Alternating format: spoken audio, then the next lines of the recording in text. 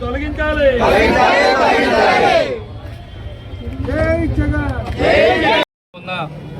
మరి వెంకటేశ్వర స్వామి ఆలయానికి మేము అందరూ కూడా రావడం జరిగింది. మీ అందరూ తెలుసు 20 తారీఖు ఉద్దేశం మీకు తెలుసు.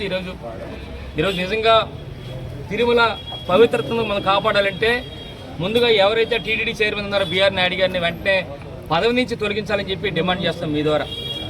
మీ అందరూ తెలుసు ఆయన పక్కాగా ఒక మహిళతో ఫోటోలతో వీడియోలతో దొరికినప్పటికీ కూడా మరి సిగ్గు లేకుండా మళ్ళీ తిరుపతి వచ్చి తిరుపతి ప్రాంతాన్ని కూడా అపవిత్రం చేసిన సంగతి అందరూ కూడా చూసాం. చాలామంది కొందరందరూ కూడా మరి ఈ పవిత్రతని కాపాడాలి, తిరుమల పవిత్రతని కాపాడాలి, ఎవరైతే ఈ చైర్మన్ ఉన్నారో తొలగించాలని చెప్పి డిమాండ్ చేస్తే వాళ్ళందరిపై దాడులు చేసిన సంగతి మనం కూడా చూసాం. ఎన్ని దాడులు చేసినప్పుడు కూడా మరి ముఖ్యమంత్రి చంద్రబాబు గారు ఏమాత్రం కూడా చెల్లించలేని పరిస్థితి.